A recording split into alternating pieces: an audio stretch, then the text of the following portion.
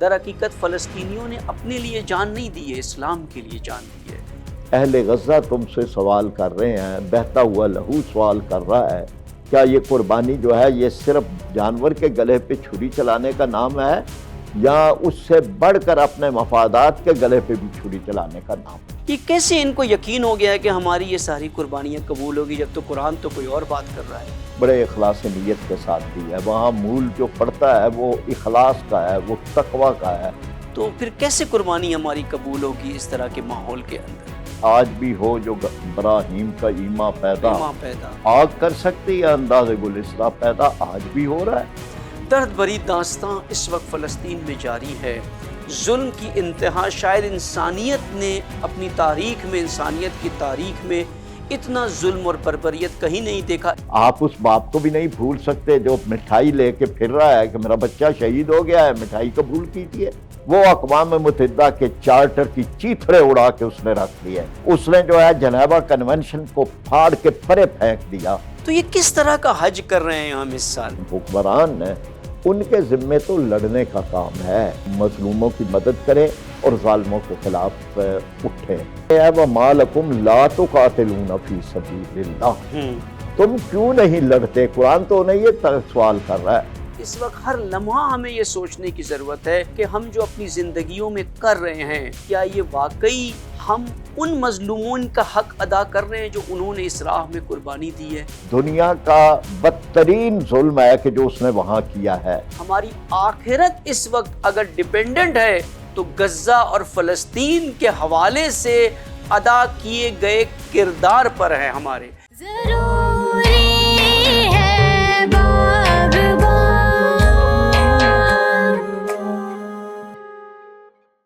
اعوذ باللہ من الشیطان الرجیم، بسم اللہ الرحمن الرحیم۔ السلام علیکم ناظرین، ایک مرتبہ پھر پروگرام باغبان میں خوش آمدید۔ جیسا کہ ہم سب آشنا بھی ہیں، جانتے بھی ہیں کہ ایام ذی الحج ہے، ماہ مبارک ذی الحج ہیں، اور ایام عید الاضحیٰ بھی ہے جو وہ قریب ہیں۔ اس لیے آج کی اس نشست میں جو موضوع ہم نے رکھا ہے، جیسے پہلے ہم نے ایک حج کے موضوع پہ گفتگو کی تھی، آج ہم چاہتے ہیں کہ عید قربان، عید الاضحیٰ میں جو ایک عمل ہے جو ہر مسلمان کوشش کرتا ہے کہ انجام دے، وہ ہے قربانی کا، اس کے حوالے سے کچھ گفتگو کریں تاکہ والدین کو بھی آشنائی ہو۔ لیکن ہم ایک رسمی گفتگو نہیں کرنا چاہتے، آج ڈسکشن نہیں کرنا چاہتے جہاں یہ بتائیں کہ قربانی کے احکام کیا ہوتے ہیں، جانور کس طرح کا ہونا چاہیے، نہیں۔ ہمارا موضوع ہے عصر حاضر۔ عصر حاضر سے مراد 7 اکتوبر 2023 کے بعد کا دور۔ 7 اکتوبر 2023 جب اسرائیل نے فلسطینیوں کے اوپر حملہ کیا، غزہ کے اوپر حملہ کیا، اور اس دن سے لے کے آج 8 مہینے ہو چکے ہیں، مسلسل قتل جاری ہے، بے قصور بچوں کا، عورتوں کا زندہ جلایا جا رہا ہے انہیں۔ ہم جس دور میں رہ رہے ہیں وہ یہ دور ظلم و ستم کا دور ہے۔ اس دور میں عید القربان ہمارے قریب ہیں۔ آخر عید قربان کے تقاضے کیا ہے مسلمانوں سے؟ یہ عید ہم سے کیا مطالبہ کرتی ہے اس دور میں؟ کیا وہ مطالبات وہی ہیں جو پہلے رہے ہیں کہ ہم اللہ کی راہ میں ایک حیوان قربان کر دیں، پھر اس کا گوشت تقسیم کر دیں غریبوں میں، مسکینوں میں، یتیموں میں، پھر خود بھی کھا لیں اور یہ مطمئن ہو کہ اللہ سبحانہ و تعالیٰ ہمیں ثواب دے گا، جزا دے گا اس کا؟ یا نہ، اس دور میں اس سال کی جو عید ہے اس کے کوئی اور تقاضے ہمارے پر ہیں؟ اور اس موضوع پر گفتگو کرنے کے لیے ہم نے بہترین سوشولوجیکل ایکسپرٹ اور عالم دین جناب ڈاکٹر فرید پراچا صاحب کو انوائٹ کیا۔ السلام علیکم ڈاکٹر صاحب۔ جی وعلیکم السلام۔ خیریت سے ہیں؟ الحمدللہ۔ ڈاکٹر صاحب، عید قربان میں جیسا کہ ہم جانتے بھی کہ ویسے تو یہ ایک ارکان حج میں سے ہے کہ جہاں جو حج پر جاتے ہیں وہ قربانی کرتے ہیں وہاں، لیکن اللہ سبحانہ و تعالیٰ نے یہ توفیق باقی مسلمانوں کو بھی دے دی کہ وہ بھی حاجیوں کے ساتھ کسی نہ کسی طرح سے شامل ہو جائیں اور ان کی بھی رغبت اور توجہ حج کی طرف رہے اس عمل سے۔ تو پہلا میرا ایک بنیادی سوال آپ سے ہوگا کہ یہ جو قربانی ہم کرتے ہیں اس کا فلسفہ اور اس کی حکمت کیا ہے؟ اس سے کیا حاصل ہونا چاہیے ہمیں؟ اچھا، بسم اللہ الرحمن الرحیم۔ یہ سوال خود نبی کریم صلی اللہ علیہ وسلم سے ہوا کہ یہ قربانیاں کیا ہیں، ما ھذہ الاضاحی، یہ قربانیاں کیا چیز ہیں؟ تجسس تھا کہ ہم کیوں قربانیاں دے رہے ہیں۔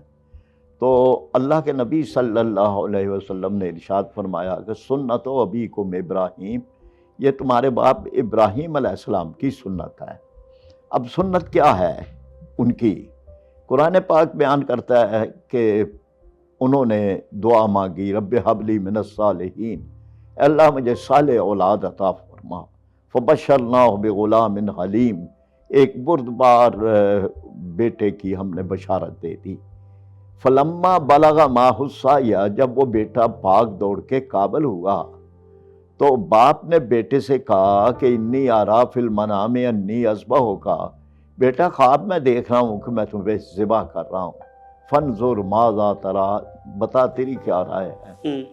اب وہ بیٹا جواب دے رہا ہے، جسے اقبال نے کہا تھا نا کہ وہ یہ فیضان نظر تھا یا کہ مکتب کی کرامت تھی، سکھائے کس نے اسماعیل کو آداب فرزندی۔ اور بیٹا دے رہا ہے کہ یا ابت افعل ما تؤمر ستجدنی انشاءاللہ من الصابرین۔ یہ وہ قربانیاں ہیں کہ جہاں باپ اپنے بیٹے کو، متاع عزیز کو، سب سے قیمتی متاع کو اللہ کے راستے میں قربان کرنے کے لیے آ گیا۔ اور یہ سلسلہ وہاں سے جب چلا ہے ابراہیم، اور پھر اس راستے کے میں بدر و احد بھی ہیں، اور حنین اور تبوک اور وہ بھی ہیں، پھر میدان کربلا بھی ہے اس میں، اور اس کے بعد پھر اب غزہ، یعنی جو آپ نے عصر حاضر کا کہا، تو قربانیوں کی وہی تاریخ ہے، وہی قربانیاں، یعنی مائیں اپنے بچوں کو قربان کر رہی ہیں، اور وہ ایک دو کی تعداد نہیں، 17,000 معصوم بچے، یہ تو صرف آن ریکارڈ ہے، اور اس کے علاوہ کتنے ہیں۔ اور یہ کوئی معمولی سی قربانی نہیں ہے، یہ وہی قربانی ہے کہ جو ابراہیم علیہ السلام نے اسماعیل کو قربان کرنے کے لیے، اور اللہ تبارک و تعالیٰ نے ارشاد فرما دیا کہ وَقُلْنَا يَا إِبْرَاهِيمُ قَدْ صَدَّقْتَ الرُّؤْيَا، اے ابراہیم تو نے خواب سچا کر دکھایا۔ بالکل۔ اب ہمارے ہاں بھی یہ غزہ میں یہی سچائی، یہی صداقت ہے،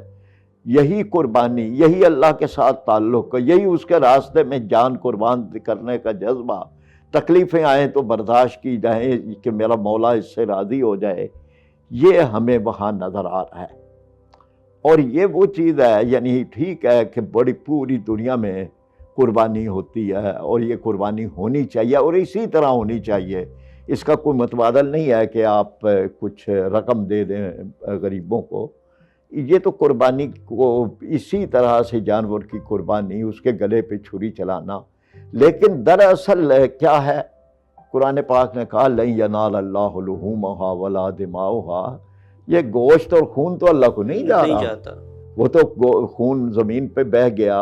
گوشت آپ نے کھا لیا، آپ کے فریجوں میں چلا گیا،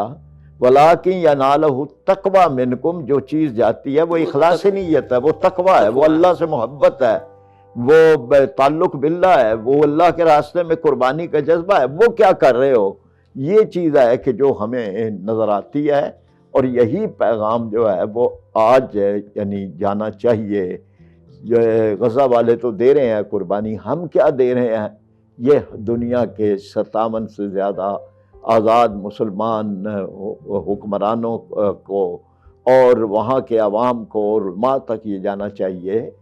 کہ تاریخ کے اس انتہائی نازک اور انتہائی اہم موڑ کے اوپر اہل غزہ تم سے سوال کر رہے ہیں، بہتا ہوا لہو سوال کر رہا ہے، وہ جو کھنڈر بن گئی ہیں عمارتیں وہ سوال کر رہی ہیں، وہ جو مسمار ہو گئی ہیں مسجدیں وہ پوچھ رہی ہیں، وہ جو وہاں پر اسکول اور کالج اور ہسپتال اور ڈسپنسریاں تباہ ہو گئی ہیں وہ سوال کر رہی ہیں کہ کیا تمہارا بھی کوئی فرض ہے؟ کیا یہ قربانی جو ہے یہ صرف جانور کے گلے پہ چھری چلانے کا نام ہے، یا اس سے بڑھ کر اپنے مفادات کے گلے پہ بھی چھری چلانے کا نام ہے؟ بے شک، بالکل۔ آپ نے ایک بات یہاں پر کی کہ آیت بھی قرآنی ہے کہ اللہ تعالیٰ نے حضرت ابراہیم سے کہا کہ آپ کی قربانی قبول ہے، اور پھر دوسری آیت میں یہ بھی ہے کہ یہ حیوان کا گوشت جو ہے، خون جو ہے، یہ نہیں پہنچتا اللہ کو، تقویٰ پہنچتا ہے۔ پھر حابل اور قابل کی داستان میں بھی دیکھیں کہ دونوں نے قربانی پیش کی تو اللہ نے صرف متقین کی قربانی قبول کی ہے۔ تو کیا یہاں پہ ایک اہم موضوع نہیں سامنے آتا ہے ہمارے، بلکہ دو موضوع سامنے آتے ہیں. ایک تو یہ کہ قربانی کرنا تو کرنے والے کا عمل ہے، لیکن آیا وہ قبول کرتا ہے اللہ یا نہیں، یہ مشروط ہے. یہ نہیں کہ صرف میں نے چھری چلا دی تو قربانی قبول ہو گئی. تو قبولیت کی جو ہمیں شرط نظر آتی ہے وہ تقویٰ نظر آتی ہے قرآن کے اندر، کہ اگر تقویٰ ہے تو ہی قربانی قبول ہے. تو کیسے ہم یہ سمجھیں یا جانیں کہ ہر فرد کی بات ہو رہی جو قربانی کر رہا ہے، کہ آیا اس کی قربانی قبول ہو بھی یا نہ ہو؟ خاص کر کے وہ لوگ جو مہنگے سے مہنگا جانور خریدنا چاہتے ہیں، دکھاوا کرنا چاہتے ہیں، یہ کیسے ان کو یقین ہو گیا ہے کہ ہماری یہ ساری قربانیاں قبول ہوگی، جب تو قرآن تو کوئی اور بات کر رہا ہے؟ ہاں مطلب یہ ہے نا کہ قرآن نے یہ بتا دیا کہ یہ گوشت کا وزن نہیں ہے کہ تم یہ کہو کہ 4 من کا جانور جو ہے وہ ذبح کیا ہے اور لاکھوں روپے اور اس کی تصویریں اور اس کو میڈیا میں کوریج، یہ نہیں ہے. وہاں تو غریب آدمی کی قربانی قبول ہو جاتی ہے اگر اس نے بڑے اخلاص نیت کے ساتھ دی ہے. وہاں مول جو پڑتا ہے وہ اخلاص کا ہے، وہ تقویٰ کا ہے، وہ دل کی حالت و کیفیت کا ہے، وہ اس کے ہاں وزن پڑتا ہے. تو یہ سوال یہ پیدا ہو رہا ہے کہ جی کیا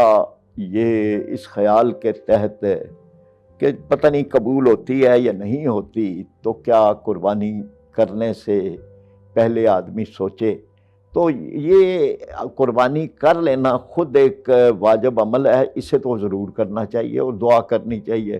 اپنی حالت پہ نظر ڈالنی چاہیے، اپنی کوشش کرنی چاہیے کہ جو کوتاہیاں ہیں وہ دور ہو جائیں. اور قربانی کرنے کے عمل میں اللہ سے یہ توقع یا دعا کہ اے الہ العالمین کہ یہ جو کچھ میرا ہے، جیسے قرآن پاک میں کہا گیا کل انا صلاتی و نسکی و محیایا و مماتی للہ رب العالمین. تو وہاں جب زبان سے آپ کہہ رہے ہیں اللہ تیرے لیے ہی ہے، یہ قربانی بھی تیرے لیے ہے، میں بھی تیرے لیے ہوں، میری زندگی بھی تیرے لیے ہے، میری موت بھی تیرے لیے ہے، تو اس سے انسان کے اندر جو شیطان کی طرف سے کوئی بھی آلودگی کا پہلو آ جاتا ہے وہ دور ہو جاتا ہے. یعنی بات پھر وہی آتی ہے کہ تقویٰ جو ہے قرآن نے اس کو بڑا ہائی لائٹ کیا ہے اس موضوع کے اوپر، قربانی کے موضوع پر. اور تقویٰ یعنی محفوظ، حفاظت، پروٹیکشن، سیکیورٹی، یعنی ایک محفوظ زندگی. تو آج ہم جو طاغوتی نظاموں کے اندر زندگیاں گزارتے ہیں، ہمیں فرق نہیں پڑتا کہ نظام کس طرح کا ہو، کوئی بھی حاکم ہو، ہمیں فرق نہیں پڑتا ہمارے معاشرے کے اندر فساد ہو، یعنی ہم بالکل ایک غیر محفوظ زندگی گزار رہے ہیں جہاں ہر طرف سے ہم فساد کے درمیان ہیں، چاہے حاکمیت میں ہو یا معاشریت میں ہو، ہر جگہ ہے، یا معیشت میں ہو فساد ہی فساد ہے. اس مفسد ماحول میں جسے ہم نے قبول کیا، ایک تو ہمیں اجباری ہیں ٹھیک ہے، لیکن ہم نے قبول بھی تو کر لیا ہے نا اسے. تو کیا اس طرح کے ماحول میں، معاشرے میں جہاں ہم نے شرک، طاغوت قبول کیے ہوئے ہیں، یہ تو متقی ماحول نہیں ہے، اور اللہ کہتا ہے قربانی متقی کی قبول ہے، تو پھر کیسے قربانی ہماری قبول ہوگی اس طرح کے ماحول کے اندر؟ مطلب یہ ہے نا جی کہ جی یہ چیز ہم اگر یہ سمجھیں کہ اللہ تبارک و تعالی بندوں پر بڑے مہربان ہیں، بڑے شفیق ہیں، رحیم ہیں، کریم ہیں. آپ جو بھی قربانی کر رہے ہیں وہ قربانی آپ اللہ کے لیے کر رہے ہیں، اور اس میں قبولیت جو ہے وہ آپ کے دل کے اندر پیدا ہونے والا اطمینان ہے. اگر آپ کا دل میں اطمینان پیدا ہو رہا ہے تو اس کا مطلب ہے کہ قبولیت ہے. اور اگر آپ سمجھتے ہیں یعنی کرنے کے بعد آپ اسی نمود و نمائش کے اس میں جاتے ہیں، تو پھر اللہ کی رحمت تو جو لوگ اخلاص کے ساتھ قربانیاں دینے والے ہیں ان کو قبول کرتے ہیں. تو ہم یہ سمجھتے ہیں کہ یہ جو ایک سادہ سا اصول ہے کہ آپ کس کے لیے قربانی کر رہے ہیں، وہ اسی کے تحت ہی پھر انسان کا اپنا عمل اور اس کی قیمت اور اس کا قدر وہ پھر اس کے مطابق بنتی ہے. تو ہم یہ توقع رکھتے ہیں کہ اللہ تبارک و تعالی قبول فرمائیں گے، لیکن بحیثیت مجموعی معاشرے کے اندر ایک اچھی سوچ پیدا کرنا یہ ذمہ داری مجموعی طور پر حکومتوں کی بھی ہے، ممبر و محراب کی بھی ہے، تعلیم گاہوں کی بھی ہے، اور میڈیا کی بھی ہے کہ یہ پیدا کریں کہ مثلاً اب جو ایک یعنی غزہ اور اس کے حوالے سے ایک قیامت برپا ہے، اگر ہم سب سے الگ تھلگ ہو کے ہمیں خبر تک بھی نہیں ہے کہ وہاں کیا ہو رہا ہے، ہم سوچتے بھی نہیں ہیں، ہم پیپسی اور کوکا کولا اس کو بھی اپنی زندگی سے خارج نہیں کرتے، چھوٹا کام ہے، بڑے چھوٹی سی یہ تو بالکل چھوٹی سی قربانی ہے نا، یعنی کچھ بھی نہیں ہے، وہ نہیں کرتے، تو پھر ہم یہ کیا سمجھیں گے کہ جی آپ نے جس جانور کے آپ نے 70-80 ہزار روپیہ یا لاکھ 2 لاکھ روپیہ خرچ کیا ہے، اللہ تبارک و تعالیٰ قبول فرمایا ہے تو وہ غفور الرحیم، لیکن بہرحال اصول اسی نے ہی بنائے ہیں اور اسی نے بتایا ہے اسی کے قانون کہ وہ تو قبول کرتا ہے متقی لوگوں سے، تقوی والوں سے، جیسے حابیل قابیل کا آپ نے بتا دیا کہ اب وہ تو اللہ تعالیٰ نے اس بات کو، جو اس وقت تو علامت بھی تھی، پتہ بھی چلتا تھا کہ قبولیت ہو گئی ہے، تو وہ جو قبولیت ہوئی تو اللہ تعالیٰ نے اس کو تقوی کی وجہ سے، اس مال کی وجہ سے نہیں کہ جو انہوں نے دیا تھا، مال بھی قیمتی دیا تھا، اچھا دیا تھا، لیکن اللہ تعالیٰ نے جو دل کی حالت و کیفیت تھی اس کو مد نظر رکھ کر فیصلہ کیا۔ جی، ویسے قرآن بھی کہتا ہے سورہ حج کے اندر نا کہ شرک کی طرف بہت زیادہ متوجہ کیا ہے، سارے جتنے ارکان حج حضرت ابراہیم علیہ السلام کے لیے بھی جو ان کی بڑی نمایاں صفات قرآن نے جس کو اپریشیٹ کیا ہے، فضیلت بیان کی ہے کہ وہ مشرک نہیں تھے، شرک نہیں کرتے تھے، بلکہ مشرکین کے مقابلے میں تھے، بت پرست، بت شکن تھے، بت پرستوں کے خلاف تھے، اور ہر طرح کے طاغوتیت کا مقابلہ کیا ہے حضرت ابراہیم نے یہاں پر۔ آپ نے بھی یہ بھی بات جو کی نا کہ یہ مثال مشروب بھی وہی پی لیتے ہیں، چھوٹی چھوٹی چیزیں ہم نہیں کر سکتے ہیں۔ آج اصل تو قربانی جو تھی وہ حضرت اسماعیل کی کرنے گئے تھے، یہ تو اللہ نے ایک لطف کیا کہ ایک متبادل وہاں پر بھیج دیا، ایک دمبا بھیج دیا، اسی قربانی ہو گئی اور وہ ایک سنت بن گئی۔ آج کے دور میں دیکھیں تو حقیقی ابراہیمی عمل تو فلسطینی کر رہے ہیں، یعنی ایک ہوتا ہے نا کہ مجبوری کے طور پہ مار دیا جائے کسی کو اور پھر وہ واہ ویلا کرے، یہ تو وہ ہے جو 8 مہینے سے شکایت بھی نہیں کرتے، یعنی غزہ کو تمام کر دیا، خان یونس کو تمام کر دیا، اور اب رفح کے خیموں میں تک کے آگ لگا کے زندہ جلا دینا بچوں کو، لیکن پھر بھی وہ شکایت نہیں کرتے ہیں یا منتیں نہیں کرتے ہیں کہ کوئی ہمیں چھوڑ دے، کہ یہ اسرائیل سے منتیں کریں، کچھ بھی نہیں کرتے وہ۔ تو یہ تو ایک بہت بڑی قربانی کا عروج ہے جو ہمیں نظر آتا ہے، اور اس کے برخلاف ہمیں بہت کچھ کرنا چاہیے، لیکن ہم چھوٹے چھوٹے سے بائیکاٹ بھی نہیں کر سکتے۔ یعنی شکم کی قربانی شکم بھی نہیں ہے، لذت کی قربانی ہے، صرف زبان سے لے کے حلق تک کی ایک 4 انچ کی جگہ کی لذت ہے، اس کی بھی ہم قربانی نہیں دے سکتے ہیں، اور پھر ہم گائے کاٹیں گے، دمبے کاٹیں گے، بڑی بڑی بیلیں کاٹیں گے، اور پھر یہ سوچیں گے کہ اللہ تعالیٰ نے ہماری یہ کی، تو سب کچھ ضائع نہیں ہے یہ بالکل؟ دیکھنا یہ بات بڑی اچھی ہے آپ نے کہی ہے کہ قربانی تو آج وہی دے رہے ہیں۔ وہ جو ایک شعر وہ ہے نا کہ جی آج بھی ہو جو ابراہیم کا ایما پیدا، آگ کر سکتی ہے انداز گلستہ پیدا، آج بھی ہو رہا ہے۔ یعنی وہ اگر جذبہ موجود ہے کہ آگ میں کود جانا ہے اللہ کے لیے، اللہ کی رضا کے لیے، تو وہ آج بھی ہو رہا ہے۔ یعنی 7 اکتوبر سے جب یہ شروع ہوا تھا تو کون یہ سمجھ سکتا تھا، ایک طرف تو پہلی میں اسرائیل، اس کی انٹیلیجنس، اس کے پیچھے عالمی طاقتیں، ہر چیز ناکام ہو گئی اس جذبہ جہاد اور شوق شہادت کے پیچھے، اور مطلب بہت ہی تھوڑے وقت کے اندر انہوں نے بے بس کر کے رکھ دیا۔ ان کے 250 سے زیادہ افراد جن میں جرنیل تک تھے وہ گرفتار ہوئے، اور بہرحال یعنی جو اپنے آپ کو ناقابل شکست کہتے تھے ان کو ذلت و رسوائی کا سامنا کرنا پڑا۔ پھر اس کے بعد اسرائیل نے یعنی دنیا کا بدترین ظلم ہے کہ جو اس نے وہاں کیا ہے، وہ اقوام متحدہ کے چارٹر کی چیتھڑے اڑا کے اس نے رکھ دیے۔ اس نے جو ہے جنیوا کنونشن کو پھاڑ کے پرے پھینک دیا، کوئی اس نے ذرہ برابر بھی، یعنی یہ ایسا ظالم طبقہ ہے جس کو قرآن پاک نے بھی ارشاد فرمایا کہ لَتَجِدَنَّ أَشَدَّ النَّاسِ عَدَاوَةً لِلَّذِينَ آمَنُوا الْيَهُودَ، تم دیکھو گے دنیا کا بدترین مخالف اگر مسلمانوں کا کوئی ہے تو وہ یہود ہے۔ قد بدت البغضاء من افواہہم، جو زبانوں سے یہ کہہ رہے تھے وہ تو تم جانتے تھے، وما تخفی صدورہم اکبر، جو ان کے دلوں میں چھپا ہوا تھا وہ بہت ہی بڑا تھا، اور اسی اب لیے یہ رسول سامنے اللہ آ نے رہا یہ ہے۔ جنگوں کے اندر بھی کہا کہ ان کے پیچھے جائیں، جی ہاں، ان کے ان کے پیچھے قلعوں میں جائیں، ان کو جی۔ باہر نکالیں وہاں سے، ان کو چھوڑنا نہیں ہے۔ اب یہ نہ کہ یہ وقت تھا، اس کے مقابلے کے اندر فلسطین والوں نے، اہل غزہ نے، انہوں نے کمال کر کے رکھ دیا، یعنی کوئی یہ تصور نہیں کر سکتا آج کے دور کے اندر کہ کوئی اس طرح کی بھی قوم ہو سکتی ہے۔ اتنے مظالم، اتنا ظلم، اتنی میں جو ہے وہ وہاں پہ مائیں جو ہیں وہ وہاں کر رہی ہیں کہ بچے جو ہیں وہ ان کو دفنا رہی ہیں، اور پھر میدان میں بھول ہی نہیں سکتا اس بچے کو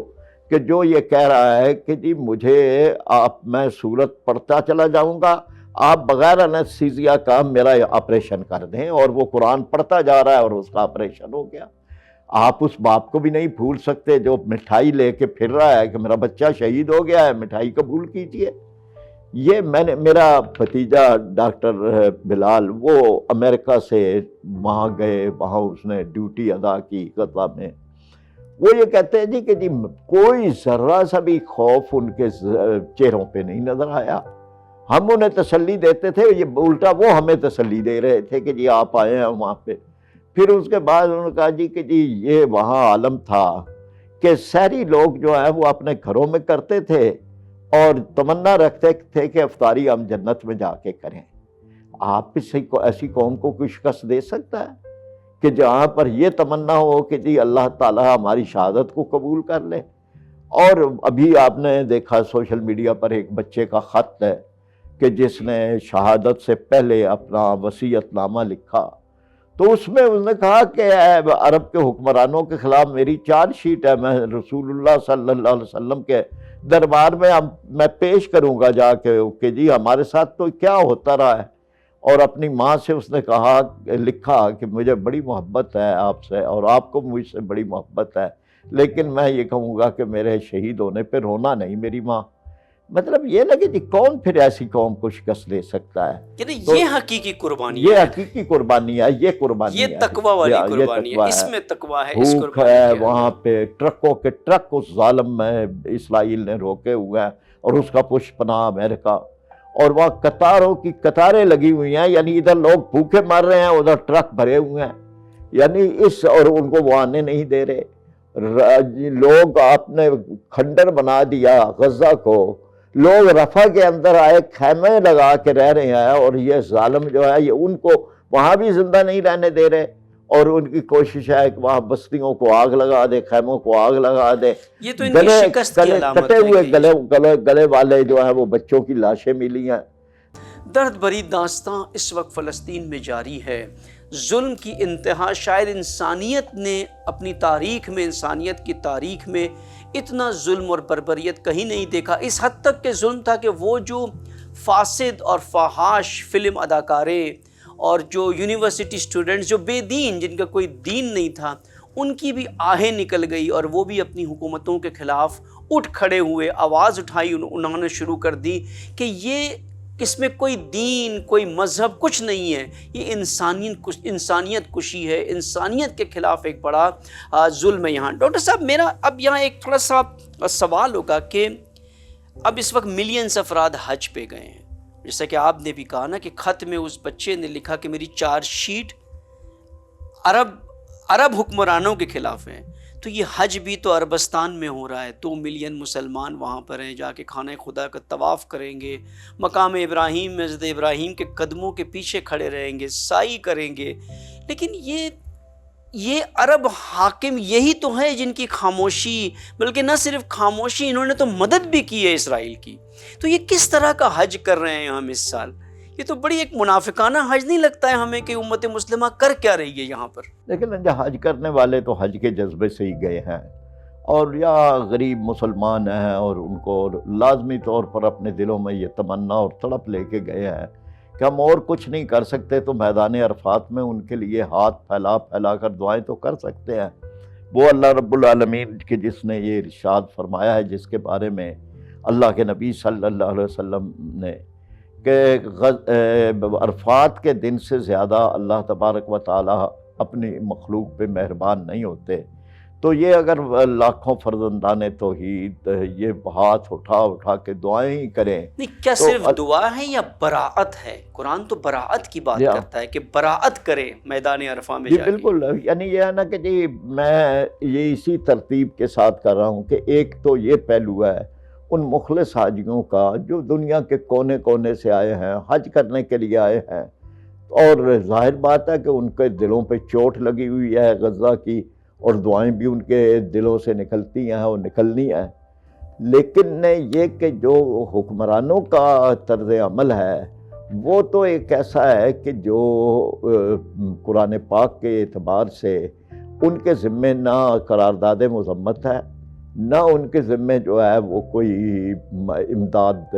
امدادی قافلے روانہ کرنے ہیں، ان کے ذمے ہے وَمَا لَكُمْ لَا تُقَاتِلُونَ فِي سَبِيلِ اللَّهِ، تم کیوں نہیں لڑتے؟ قرآن تو انہیں یہ سوال کر رہا ہے کہ یہ تمہارے ذمے تو لڑنا تھا، وَمَا لَكُمْ لَا تُقَاتِلُونَ فِي سَبِيلِ، تم کیا ہو گیا ہے تم اللہ کے راستے میں نہیں لڑتے؟ وَالْمُسْتَضْعَفِينَ مِنَ الرِّجَالِ وَالنِّسَاءِ وَالْوِلْدَانِ الَّذِينَ يَقُولُونَ رَبَّنَا أَخْرِجْنَا مِنْ هَذِهِ الْقَرْيَةِ الظَّالِمِ أَهْلُهَا، جو پکار کر اے اللہ نکال ان ظالموں کو ہماری بستی سے، بچے بھی، عورتیں بھی، بوڑھے بھی۔ تو یہ جو ایک ہے کہ ہمارے حکمران ہیں ان کے ذمے تو لڑنے کا کام ہے کہ وہ مل کے مظلوموں کی مدد کریں اور ظالموں کے خلاف اٹھیں، تاکہ یہ ہے کہ اور یہ اسرائیل یا یہود ان کی تاریخ ہی یہ ہے کہ یہ یعنی جب تک ان کی گردنوں کے اوپر آپ فوق الاعناق ان کے گردنوں کے اوپر ضرب نہیں لگائیں گے یہ نہیں سمجھیں گے۔ اس لیے یہ کام ہے یعنی ہم حکمرانوں سے عرب عجم سب سے یہ اب کہیں گے، حکمران تو اپنی ذمہ داری نہیں ادا کر رہے بلکہ برعکس کام کر رہے ہیں، لیکن عوام جو عبادت کے لیے بھی جا رہی ہیں، لیکن عوام نے کس حد تک کہ اپنا کردار ادا کیا ہے؟ سوال یہ کہ جو عوام نے فلسطین کے حوالے سے کوئی کردار نہیں ادا کیا، وہ بے حس ہو، پھر وہ جا کر کے اتنی عالی سیاسی عبادت کرنے چلے جائیں اور جو اہم سیاسی موضوع اس دور کا ہے اس سے بالکل غافل رہے، تو یہ ایک تضاد نظر آتا ہے یہاں پہ، یہ ایک کنفیوژن نظر آتا ہے۔ جو دوسرے بھی یہ کہتے، ایک ہندی نے یہ لکھا تھا ایک مولانا کے خلاف کہ جنہوں نے مودی کی حمایت میں بات کی تھی کہ ہم نے مودی کو ووٹ دینا ہے، وہ ہندو جرنلسٹ تھا، اس نے لکھا مولانا صاحب ابھی آپ وقت کے یزید کی حمایت کرتے ہو اور پھر محرم آئے گا اس میں بیٹھ کر کے امام حسین کا ذکر کرو گے، کبھی سوچا ہے آپ نے کہ آپ عملی طور پہ کیا کر رہے ہو اور زبان سے کیا بات کرو گے؟ تو آج یہ مسلمان جو بے حس ہیں اور پھر حضرت ابراہیم کی سنت پہ عمل کریں گے، وہ ابراہیم جو بتوں کو، مٹی کے بتوں کو قبول نہیں کرتے، وہ اس دور میں ہوتے تو کیا ان بتوں کو قبول کرتے ہیں جو اتنا ظلم و ستم؟ میں سارے عوام کو تو نہیں کہہ سکتے، جی ان میں وہ لوگ ہیں جو بیچارے بڑی بڑی ریلیوں میں شامل ہوئے، ریلیوں کے اہتمام کیا، انہوں نے سمجھا کہ اور کچھ نہیں، کم از کم ہم اپنی آواز تو بلند کر سکتے ہیں۔ ان میں وہ ہیں کہ جو الخدمت اور اسی طرح کی تنظیموں کے ذریعے سے اربوں روپے کے وہاں پر امدادی قافلے وہ بھیج رہے ہیں۔ انہی عوام میں وہ بھی ہیں کہ جو بائیکاٹ، یعنی اور یہ بائیکاٹ ٹھیک ہے کہ اتنا نہیں ہے جتنا ہونا چاہیے، لیکن یہ جتنا ہوا ہے وہ بھی بہت زیادہ ہے۔ ان کے میں نے دیکھا بعض جگہ پہ ٹرک رکے ہوئے ہیں اور مفت بسکٹ بانٹ رہے ہیں، جن بسکٹوں پہ پابندی لگی تھی نا وہ مفت بانٹ رہے ہیں۔ انہوں نے اپنی مصنوعات کی قیمتیں کم کر کے لوگوں میں اٹریکشن پیدا کرنے کی کوشش کی۔ تو یہ بائیکاٹ ہے نا کہیں نہ کہیں کہ جس کا اثر ہو رہا ہے اور جس کی وجہ سے انہیں سمجھ آ رہی ہے کہ جی ہم سے تو بڑا نقصان ہمارا ہو رہا ہے۔ اس لیے ہم یہ سمجھتے ہیں کہ جی عوام کی حد تک تو کمی کوتاہی ضرور ہے، لیکن اللہ تعالیٰ معاف کریں، وہ تو بہرحال ان کے دل میں سے تڑپ بھی ہے اور سارا کچھ ہے۔ حکمرانوں کی سطح پہ بڑا کچھ ہونے والا تھا جو انہوں نے نہیں کیا، اور اس پہ توجہ دلاتے رہنا چاہیے۔ یہ تیسری بات یہ ہے کہ ابھی بھی یعنی یہ تحریک جو ہے بائیکاٹ کی، اس کو ہمیں پورا سپورٹ کرنا چاہیے اور کہتے رہنا چاہیے، بار بار آواز بلند کرتے رہنا چاہیے کہ جب آپ متبادل بھی موجود ہیں، یعنی یہ آپ جو ان کی مشروبات پیتے تھے، اب دیگر بھی آئے ہوئے ہیں، نہ بھی آتے تو آپ نے مر نہیں جانا تھا۔ بالکل کوکا کولا اگر آپ نہیں پئیں گے یا پیپسی نہیں پئیں گے تو موت نہیں واقعہ ہو جائے گی۔ تو یہ مطلب یہ ہے کہ پھر بھی لوگوں کو یہ بار بار کہنا چاہیے، لیکن یہ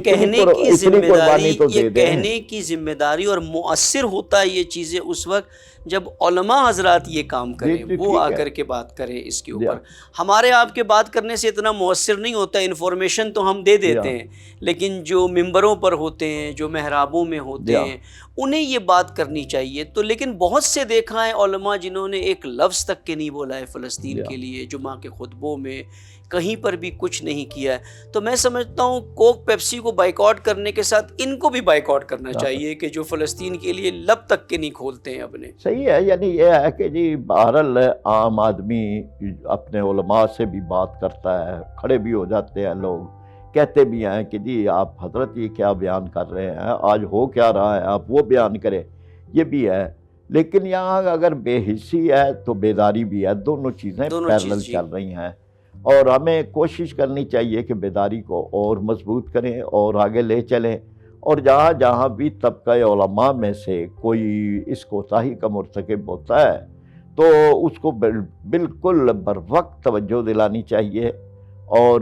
ان کو اندازہ ہو کہ ہمارے جو مقتدی ہیں وہ ہماری ان چیزوں کا ساتھ نہیں دے رہے، مقتدیوں کو احتجاج کرنا چاہیے۔ بالکل، اگر تو مسلمان جو اس وقت ایام حج پر بھی مشرف ہوئے ہیں،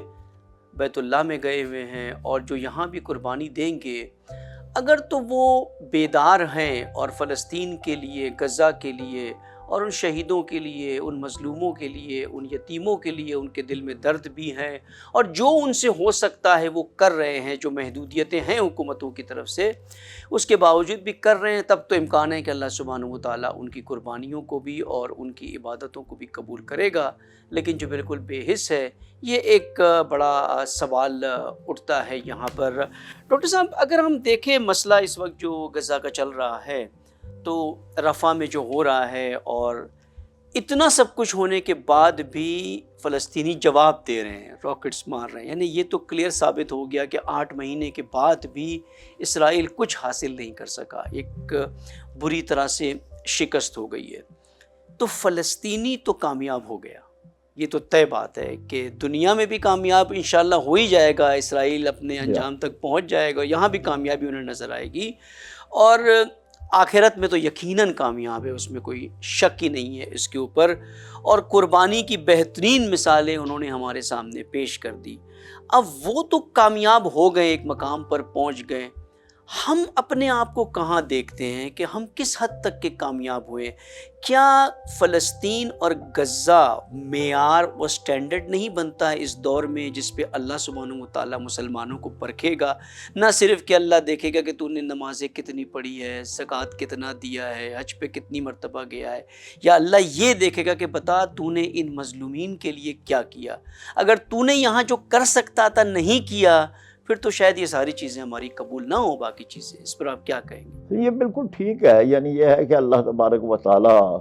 نے ہی یہ سب کچھ بیان کیا ہے نا، اس کے قرآن پاک کے اندر ہی بیان ہوا ہے۔ اس نے تو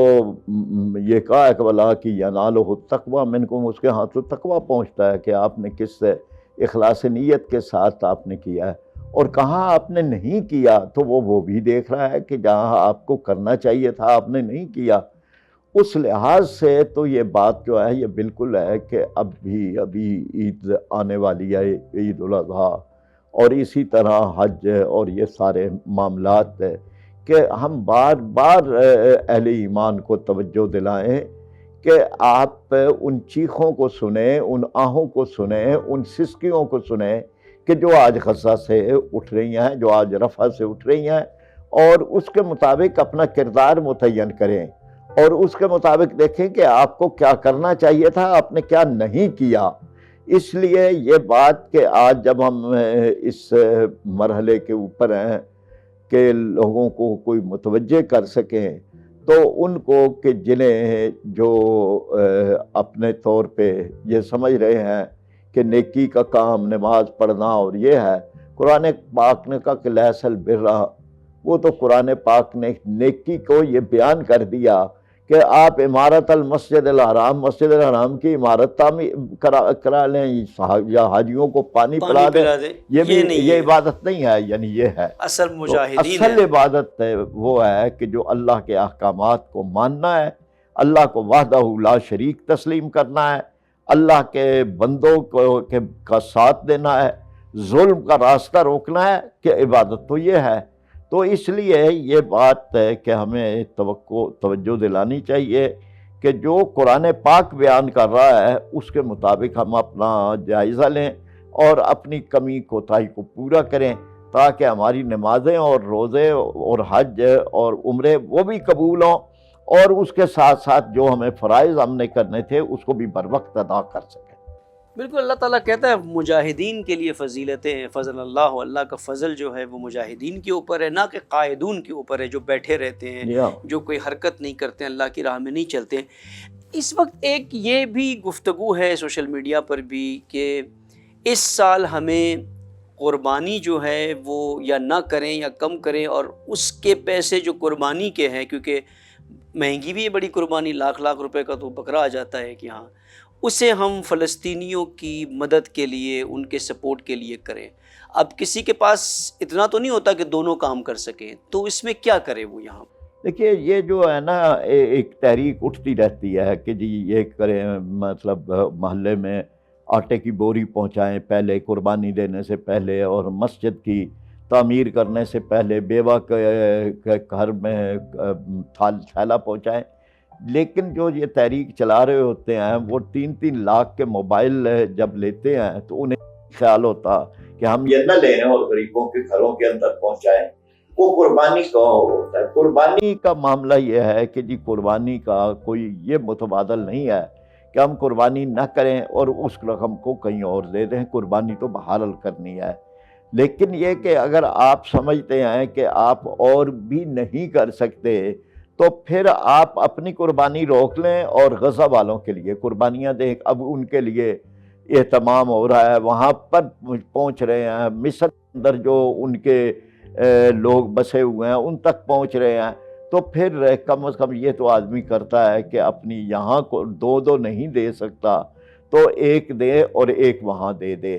تو اس لیے میں نہیں سمجھتا کہ جی ہم کوئی یہ اپیل کریں لوگوں کو کہ آپ قربانی نہ دیں اور مالی مدد کریں۔ جنہوں نے مالی مدد کرنی ہوتی ہے نا جی وہ مالی مدد بھی کرتے ہیں اور قربانیاں بھی نہیں کرتے۔ جنہوں نے نہیں دینا اس کا بہانہ کر کے پھر قربانی بھی نہیں دیتے اور مالی مدد بھی نہیں کرتے۔ لیکن وہ لوگ جو اسراف کرتے ہیں قربانی میں، مثال ایک جانور کاٹنا ہے 10 کاٹیں گے، بڑے بڑے مہنگے کروڑوں کے قریب چلی جاتی ہے بات، حیوان لے کر کے آتے ہیں، یہ اتنا پیسہ، یہ تو قربانی نہیں ہے نا، یہ تو قربانی کی روح سے ہٹ کے ہیں بالکل۔ تو کیا ان کو متوجہ نہیں کرنا چاہیے کم از کم اس سال یہ کام تو نہ کرو آپ، یہ پیسہ جو ہے وہاں مدد کرو اس کی؟ نہیں، وہ جو ایک واجب قربانی ہے نا جو وہ تو ایک الگ چیز ہے، لیکن یہ جو آپ نمود و نمائش کر رہے ہیں، جو آپ سوشل میڈیا پہ دے رہے ہیں، جو آپ اس لیے کر رہے ہیں کہ یہ ٹی وی پہ خبر چلے کہ فلاں صاحب نے 50 لاکھ کی قربانی دی ہے، تو یہ قربانیاں تو مطلب جبکہ غزہ کے اندر اتنی قیامت برپا ہے، یہ کسی طرح سے بھی یعنی نمود و نمائش کی وجہ سے بھی اور اس بے حسی کی وجہ سے بھی کہ جو غزہ والوں کے ساتھ ہے، یہ اللہ تعالیٰ کے ہاں انسان کے لیے نجات کا نہیں وبال کا ذریعہ بنتی ہیں۔ اس لیے یہ توجہ ضرور دلانی چاہیے کہ جی آپ جو ایک واجب فرض ہے وہ ادا کریں، لیکن یہ نمود و نمائش کے لیے جو رقم آپ کر رہے ہیں وہ اس سال نہ کریں، اور اس سال آپ ان کے لیے ان کی مدد کریں، ان کے آباد کاری میں مدد کریں، ان کی ریلیف کے لیے مدد کریں۔ تو بہت سارے کام ہیں جو وہاں ہونے والے ہیں، کوئی ہسپتال نہیں، ڈسپینسریاں نہیں ہیں، وہاں پر انفراسٹرکچر نہیں ہے، ادویات نہیں ہے، وہاں جو چیزیں دینی چاہیے ان کی طرف توجہ کریں۔ بہت بہت شکریہ ڈاکٹر صاحب، وقت ہمارا تمام ہوتا ہے یہاں پر، انشاءاللہ ہمارے ناظرین بھی جو ہے وہ مستفید ہوئیں گے اس گفتگو سے، اور اس سال جو قربانی کا حق ادا کرنا ہے، خصوصاً ہمیں ان مظلوموں کو یاد کرتے ہوئے، اور وہ ضروری ہے انشاءاللہ کہ ہم نے متوجہ کرنے کی کوشش کی ہے کہ وہ بے حسی کم ہو، بے حسی بڑے نہیں۔ ناظرین، ہم نے ایک گفتگو کی یہاں پر کہ عید قربان بھی ہے اور عصر حاضر کے کیا تقاضے ہیں۔ عصر حاضر غزہ، فلسطین، یہ وہ دور نہیں ہے کہ کوئی ہمیں آ کر کے بتائے گا، سب کچھ ہماری آنکھوں کے سامنے ہے۔ وہ ویڈیو، وہ تصویریں، وہ مسلسل نیوز، ہر کوئی دیکھ رہا ہے۔ کوئی یہ نہیں کہہ سکتا اس دور میں کہ مجھے نہیں پتا کیا ہو رہا ہے وہاں۔ ہر ایک کو ہر ایک چیز پتا ہے، کیونکہ ہر کوئی موبائل پر بیٹھا ہوا ہے۔ یہ بات اور ہے کہ بے حسی کی وجہ سے ہم نظر انداز کر جاتے ہیں، ہم متوجہ نہیں ہوتے ہیں۔ آج عید قربان قریب ہے، عید قربان میں ہم قربانیاں بھی کریں گے، کم کریں گے، زیادہ کریں گے، لیکن حقیقی قربانی تو وہی ہے جو ان فلسطینیوں نے دی ہے، ان مظلوموں نے دی ہے۔ ہم 50 لاکھ کی قربانی کریں گے، انہوں نے 50,000 اپنی اولادیں، اپنے افراد قربان کر دیے۔ سوچیں، یہ 50 لاکھ کا حیوان اور وہ 50,000 میں کتنا فرق ہے۔ آیا اللہ کسے قبول کرے گا؟ اسے قبول کرے گا، ہمیں قبول کرے گا۔ ہم قربانیاں کر کے اپنے گھروں میں بریانی کی دیگیں بنائیں گے اور ان کے بچے خالی کاسے لے کر کے باہر نکلیں گے، اور بجائے ان کے کہ انہیں 2 روٹی کا ٹکڑا ملے، اسرائیل ان کے اوپر بمباری کرے گا، ان کے گھروں کو، ان کے خیموں کو جلا دے گا۔ ہم گوشت کھا کھا کر کے بیمار ہو کر کے ہسپتال چلے جائیں گے، اور وہ جو زخموں سے چور ہے، زخموں کے علاج کرنے کے لیے بھی ان کے پاس ہسپتال نہیں ہے۔ یہ ساری چیزوں کی طرف ہمیں متوجہ ہونے کی ضرورت ہے۔ ہر لمحہ، اس وقت ہر لمحہ ہمیں یہ سوچنے کی ضرورت ہے کہ ہم جو اپنی زندگیوں میں کر رہے ہیں، کیا یہ واقعی ہم ان مظلوموں کا حق ادا کر رہے ہیں جو انہوں نے اس راہ میں قربانی دی ہے۔ در حقیقت فلسطینیوں نے اپنے لیے جان نہیں دی ہے، اسلام کے لیے جان دی ہے، اسلام کی بقا کے لیے جان دی ہے۔ اگر فلسطینی ہمت ہار جاتا تو اسرائیل نہ صرف فلسطین کو نابود کرتا، سارے اسلام کو نابود کرنے کے لیے آگے بڑھ پڑتا۔ یہ وہ ڈھال ہے، یہ وہ قلعہ ہے جو ان مظلومین نے اپنے خون سے، اپنے گوشت سے، اپنی قربانیوں سے، اپنی کٹی ہوئی گردنوں سے کھڑا کیا ہے، جو آج اسلام کی حفاظت کر رہا ہے۔ تو یہاں اس عظیم موقع پر جہاں حج ہے، جہاں قربانی ہے، اگر ہم ان کی قربانیوں کو بھول کر کے ایک دمبے کی قربانی کریں گے تو یقیناً ہم متقی نہیں ہیں، اور اللہ متقین کے سوا کسی کی قربانی قبول نہیں کرتا۔ ہمیں جو کرنا ہے وہ کرنا ہے، لیکن ان کی مدد کرنی ہے، ان مبارزین کی مدد کرنی ہے، ان مظلومین کی مدد کرنی ہے، ان یتیموں کی مدد کرنی ہے، ان بیواؤں کی مدد کرنی ہے، ورنہ اللہ تعالیٰ کی بارگاہ میں ہم کیا جواب دیں گے؟ یہ بہت بڑا سوال ہمارے لیے اس دور میں ہے۔ ہماری آخرت اس وقت اگر ڈیپینڈنٹ ہے تو غزہ اور فلسطین کے حوالے سے ادا کیے گئے کردار پر ہے ہمارے، کہ ہم نے کیا کردار ادا کیا ہے۔ اس موضوع میں ان مظلومین کے لیے یہی فیصلہ کرے گی کہ ہماری عاقبت اور آخرت کیا ہوگی۔ والسلام علیکم ورحمۃ اللہ وبرکاتہ۔ مجھ کو اچھے سے سوارے میرے بچپن کے سہارے، خاک ہوں میں تو آسمان، مامتا ہے میرا باغ